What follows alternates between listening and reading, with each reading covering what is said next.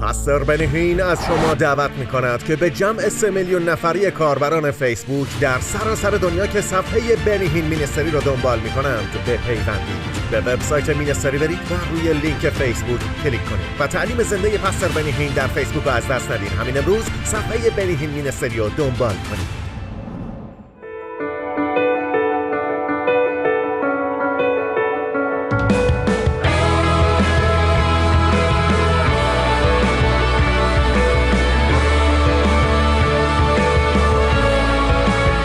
امروز به عیسی ارزشمندمون نگاه کنید، او که ناجی، شفا دهنده، آزادی بخش و برکت دهنده است. امروز روز شماست برای معجزه.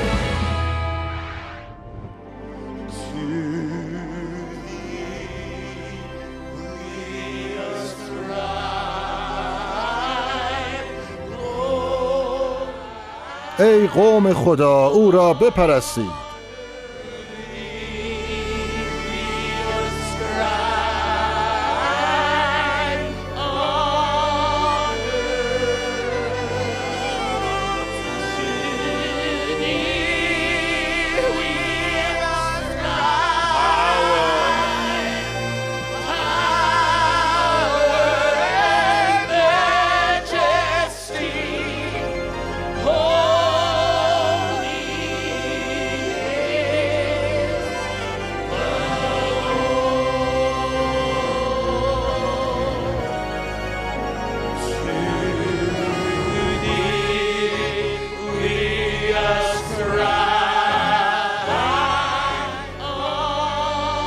تمامی جلال، تمامی جلال.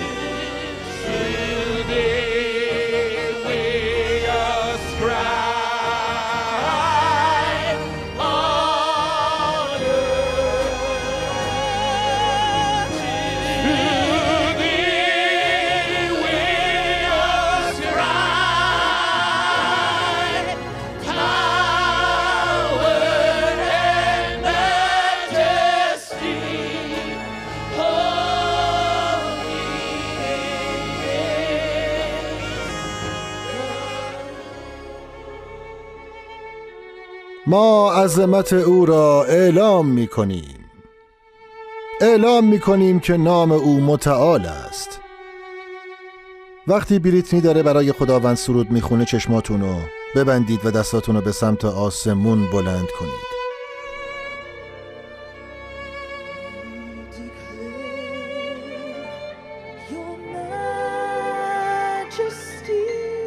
اعلام می کنیم که نام تو متعال است.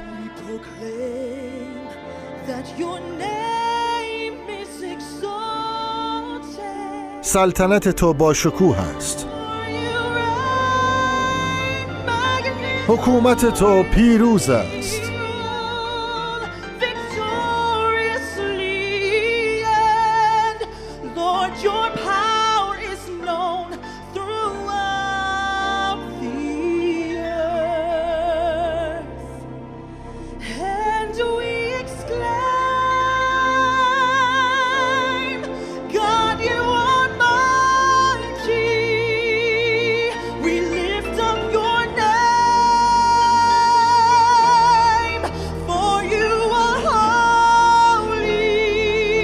دوباره بخوانیم.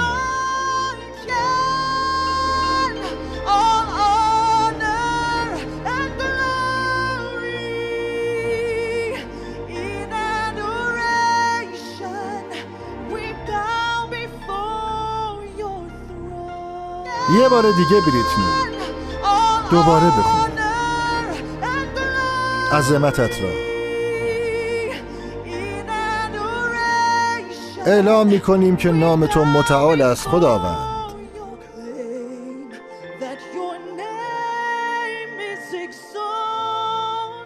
سلطنت تو با شکوه است.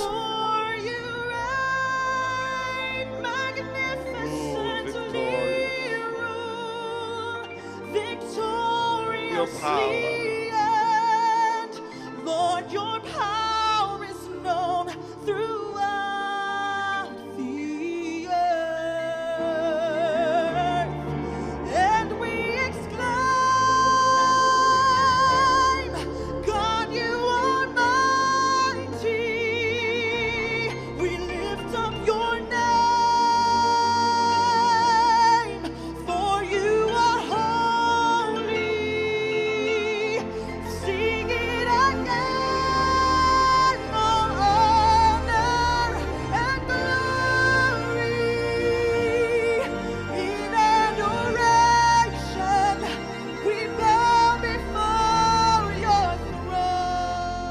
همراهشون بخونید همین الان.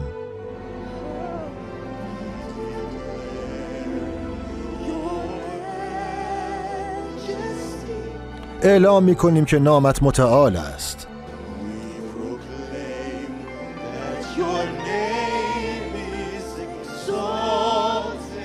سلطنت تو با شکوه است. حکومت تو پیروز است.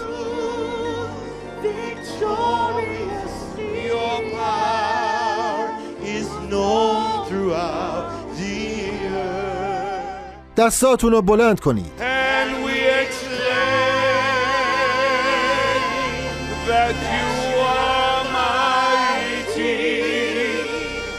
Lift up your name, for you are holy. Sing it again, all honor and glory. In adoration we bow before your throne. Declare your majesty. We proclaim that your name is exalted. For you reign magnificent, you rule victorious. Your power is known throughout the earth. And we exclaim that you are mighty. Lift up your name, for you are holy. Sing it again, all honor and glory. In adoration we bow before you. دوباره به خداوند بگیم. Your majesty, we proclaim that your name is exalted. For you reign magnificent, you rule victorious. Your power is known throughout the earth. And we exclaim that you are mighty. Lift up your name, lift up your name. For you're holy, for you are holy. Sing it again, sing it again. All honor and glory. In adoration we bow before your throne. پستر، این خانم جوان دیسک کمر وخیم داشتن، مهره 4 و 5شون و سالهای زیادی سیاتیک خیلی دردناکی میدونید باید یک داشت. کاری انجام بدم. همگی شما دستاتون رو به آسمون بلند کنید. آیا خانومی که اونجا هست تومور داره؟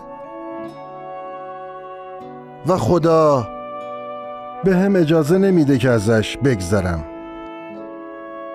و باید انجامش بدم. و وقتی این کارو میکنم گرمایی رو حس میکنم که وارد بدنتون میشه. غیر ممکن وجود نداره.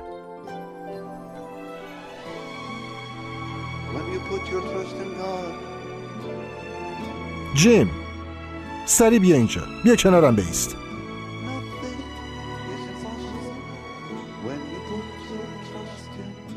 خانم، Nothing is impossible when you're trusting in His word. Hearken to the voice of God today. Is there anything too hard for me? اون خانم رو میبینم. Put your trust in God alone and rest upon His word. شما با موهای بلوند، فکر کنم عینک زدین. مطمئن نیستم عینک زدین یا نه. بله، شما همین الان چرخیدین. بیاین اینجا. شما دیدینش مگه نه؟ Nothing is impossible when you put your trust in God. خودشونن، بیاریدش اینجا. جوان دوباره درباره این مشکل به هم بگین. 2 دیسک من مهره مشکلی کمر. توی شکمتون دیدم ولی مطمئن نیستم که دقیقاً چی دیدم. اما آیا مشکلی توی شکمتون داشتیم؟ برای چه مدت؟ بیا اینجا، خدا همین الان تو رو شفا داد.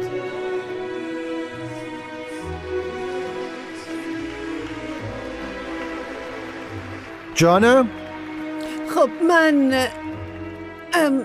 مشکل روده داشتم، نتونستن هیچ چیزی تو بدنم پیدا کنن. اخیراً شکمم بد درد میکرد، دقیقاً اینجا. وقتی که شروع کردم براتون خوندم آیا چیزی رو اونجا حس کردی؟ فقط زغزغ میکرد.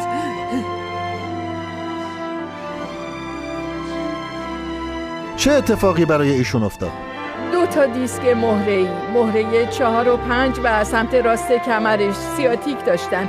همه دردا از بین رفته. پس دستاتون رو بلند کنید و در روح دعا کنید. کمک کنید بلند شن. خداوندا تو هستی که مرا شفا میدهی. آیا اونو حس کردید؟ احساس وحشتناکی داشتم، نیاز داشتم که از خدمت خارج شم. من شما خدمت میکنید؟ بله آقا. بچرخید ببینم ای خانوم خوب. خداوند میخواد ازتون استفاده کنه.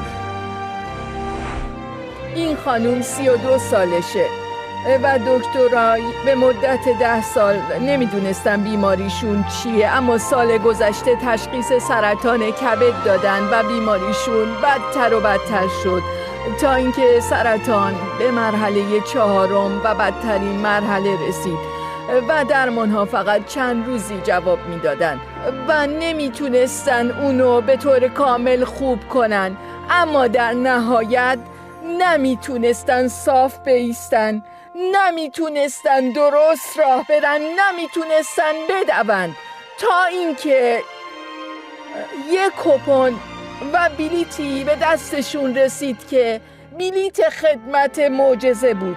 و اینا همه خانواده‌اش هستن؟ که به مراسم بریم، مادر و پدر، عموزاده ها و دردتون از بین رفت خانوم؟ بله، هیچ دردی نداره. هیچ دردی. میخوام اینو رفته. ببینم. از پله‌ها برید پایین و خودتون راه برید.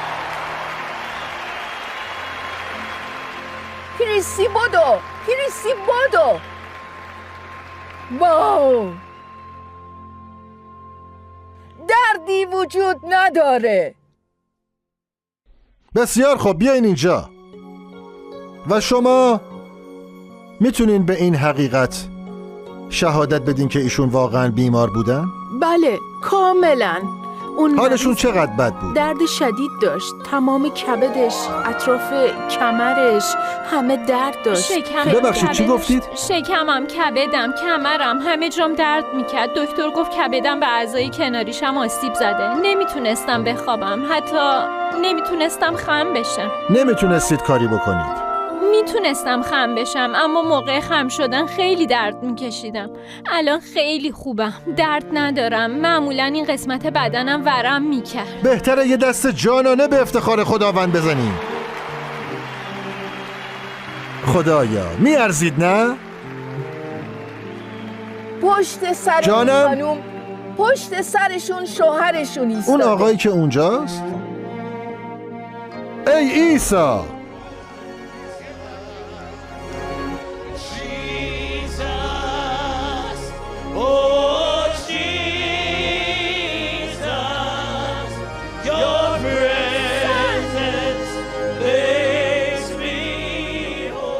کمک کنید بلند شن. خیلی شگفت زده این اتفاقم. شما مادر بزرگش هستید؟ مادر یا کسی بزرگم. دیگه عزیزم؟ من مادر بزرگم.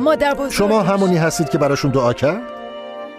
بله آقا، من هر روز برای به همین دلیلی که خدا شفاتون داد، به خاطر این خانم بزرگ، مادر من بزرگتون، میدونستم. به خاطر ایشون. ببخشید چی عزیزم؟ میدونستم که خدا میخواد شفاش بده، چون سالها پیش سرطان روده منو شفا داد و من هنوزم سالمم. چقدر اینجا خوش میگذره. من حتما یه بار دیگه به دالاس خواهم اومد. الان خدا رو هیچ شکر دردی برای وجود شفا. نداره خدا رو پسته. شکر که دیگه هیچ درد دردی. نداری. و کل این گرد همایی برای همینه، ارزششو داره. دستاتون رو بله، بلند کنید و ارزش دعا همه کنید. چیز رو داره. شما بهتره برید پایین و در پری زندگی کنین، غذا بخورین و برکت بگیرین و همچنین دوچرخه سواری کنین. همه با هم بگید هاللویا. فوق‌العاده نیست. این فوق‌العاده است. این خانم نمیتونست بیسته، خودش به تنهایی نمیتونست راه بره، نمیتونست بدوه، نمیتونست بدونه اینکه نگاش دردش کنید، کاملا باشه داره بیسته. عادی راه میره. نه برو کریسی برو. داره میدوه. نگاش کنید. یه خدا بهت برکت بده، یه عالی بهش بگین. این خانم نمیتونستن غذا بخورن چون دندوناشون آسیب دیده بود. تمام دردشون از بین رفته. بله، گفتی به خاطر نمیتونست چیزی درد بخوره؟ دهان و فکشون دندوناشون درد میکرد و نمیتونستن غذا بخورن. بیشتر از 1 سال بود نمیتونستم غذا رو گاز بزنم یا هیچ چیزی بخورم مگه اینکه غذا نرم باشه. اما وقتی دیروز اومدم اینجا و شروع کردیم به دعا کردن، قدرتی که اینجا خدا بر شما جاری کرد و حس کردم. دندونام شروع کردن به شفا گرفتن. هیچ لرزشی ندارم. دیشب وقتی از اینجا رفتم گوشت خوردم. زمان زیادی بود که گوشت نخورده بودم. به خداوند گفتم اگه وضعیت همینجوری بمونه در مقابل همه شهادت میدم خدا نیکوست. به قدم برداشتن ادامه بدین، به ایمان داشتن ادامه بدین. خدا به هر چیزی که گفته انجام میده. میخوام باهات دست بدم. ممنونم.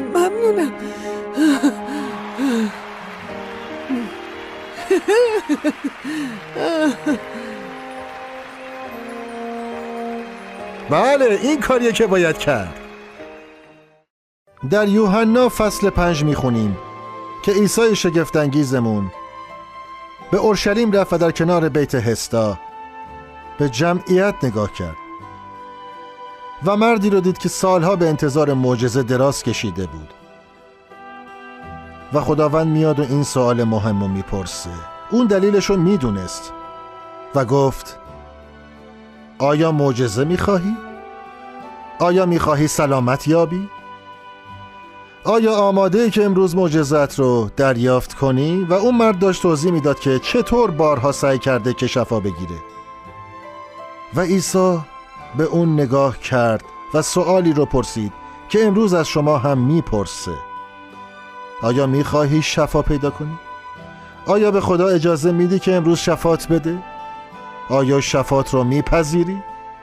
این هدیه دوست داشتنی رو از خداوند میپذیری؟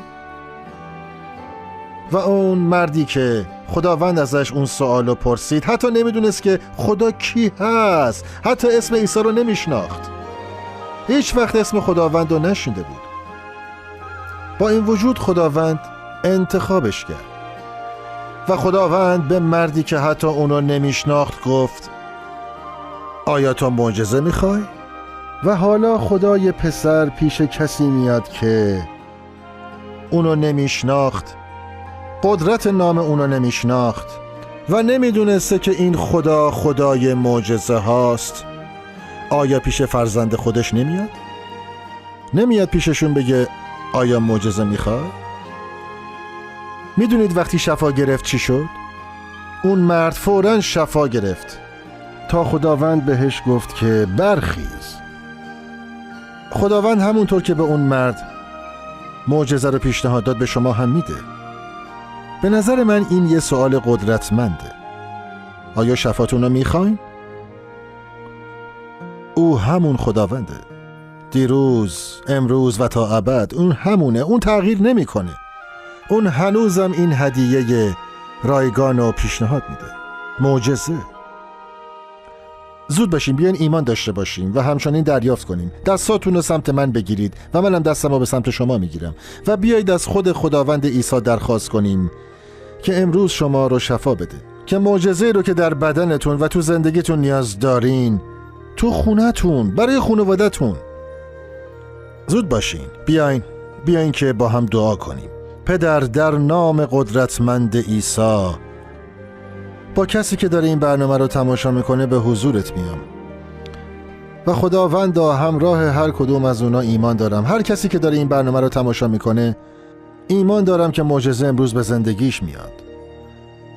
قدرت تو امروز اونا رو لمس میکنه.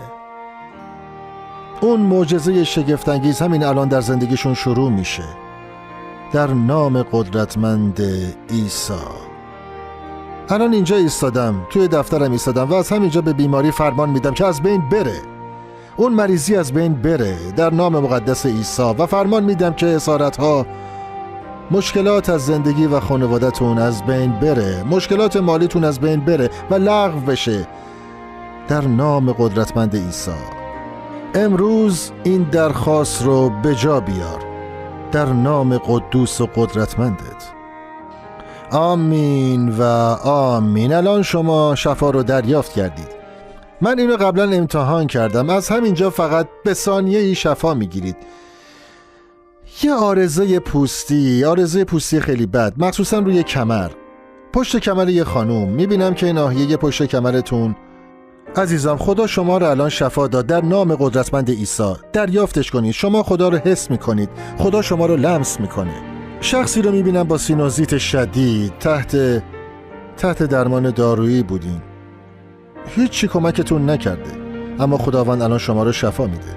و شخصی رو میبینم که به تازگی تصادف با ماشین داشته. درد وحشتناکی دارین و خداوند در حال حاضر لمستون کرده. تمام چیزی که الان میخوام انجام بدیم اینه که بلند شید و راه برید و متوجه میشین که این درد از بدنتون رفته.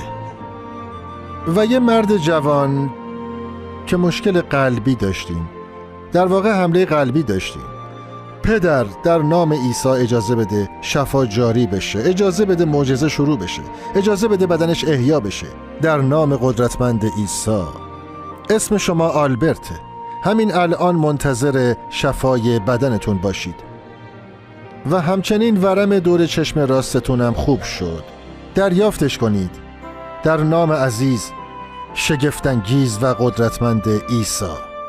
آمین. و به یاد بیارید که بزرگترین معجزه نجاته. پس از شما خواهش میکنم که همراه من دعا کنید. من یه گناهکارم. گناهانم را ببخش خداوند.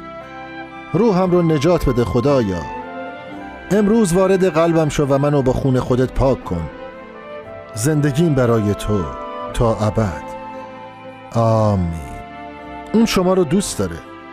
در مورد امروز روز شماست. به دوستانتون اطلاع بدید و منتظر معجزتون باشین. اون معجزه بی شک در راهه. امروز روز شماست برای معجزه. امثال 4 میگه پسرم به آنچه میگویم توجه کن و به سخنانم نیک گوش کن. آنها را از نظر دور مکن، بلکه در قلبت نگاهشان بدار. زیرا برای یابندگان خود حیاتند و شفا برای تمامی تن ایشان.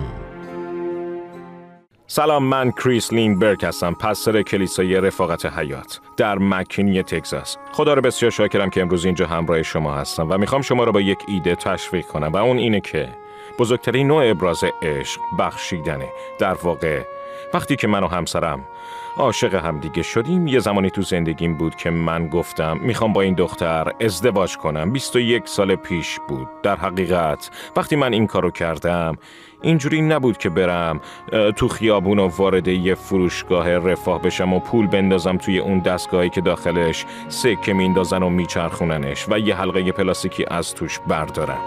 من به مغازه جواهر فروشی رفتم و با حقوق 4 ماهم فوق‌العاده ترین حلقه‌ای که میتونستم و براش خریدم و روز بعد جلوش زانو زدم و اون جعبه کوچیک رو باز کردم و کاش میتونستم چهره اون لحظه‌شو بهتون نشون بدم که چقدر خوشحال شده بود. چرا؟ چون بزرگترین نوع ابراز عشق بخشیدنه و من بهترین رو بهش دادم. در واقع این همون چیزیه که کتاب مقدس در یوحنا 3:16 میگه، زیرا خدا جهان را انقدر محبت کرد که به خاطرش فقط یک فرشته نفرستاد. دربارش اینو نمیگه، در واقع عشقش رو بهمون نشون داد. خدا جهان رو انقدر دوست داشت که یگانه و تنها پسرش رو داد و بهمون نشون داد که او سراپا عاشق ماست، چون بزرگترین نوع ابراز عشق بخشیدنه. در واقع این اصلیه که در همه این سالها نیروی محرکه زندگی برای من و همسرمه. به خدا گفتیم که میخوایم با چیزهایی که به ما بخشیدی تو رو تکریم کنیم. این از یه حس اطاعت از او میاد که پشت این اطاعت قلبمون همیشه میگه خدایا ما تو رو خیلی دوست داریم. همه یه کاری که در زندگی و قلبمون انجام دادی رو دوست داریم. در واقع آیا کار دیگه‌ای مونده که برامون نکرده باشی؟ ما تو رو تا ابد میپرستیم و همه چیز رو به پادشاهی تو میبخشیم و خدا رو شکر میکنم که امروز این فرصت رو داشتیم که به خداوند عظیممون ابراز کنیم. عشقمون رو بهش بگید که مثل او وجود نداره.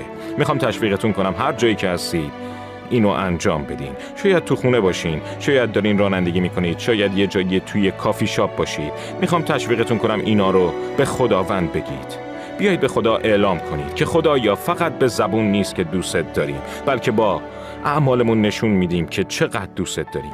راههای ارتباطی ما درست روبروتون روی صف هست. فقط میخوام دعا کنم از اونجایی که شما در این خدمت فوق‌العاده مشارکت میکنید که به معنای واقعی باعث میشه انجیل به سراسر دنیا برسه و میبینیم که با تأثیر کمک 10,000 پستر مردم نجات پیدا میکنن، شفا میگیرن و آزاد میشن. ایمان دارم که امروز میخوایم به خداوند اعلام کنیم که خدایا تو را با قلبمون دوست داریم. اجازه بدین به عنوان هدیه براتون دعا کنم. پدر، در نام عیسی ازت متشکرم همین لحظه برای قومت، از اونجایی که ما قدم ایمانیمون رو برمی‌داریم و از تو اطاعت میکنیم و خدایا میخواهیم بهت اعلام کنیم که ما تو رو با قلبمون دوست داریم، با تمام جانمون، ذهنمون و قوتمون. پس خدایا قوم خودتو همچنان که امروز میبخشیم برکت بده. در نام قدرتمندت آمین. آمین.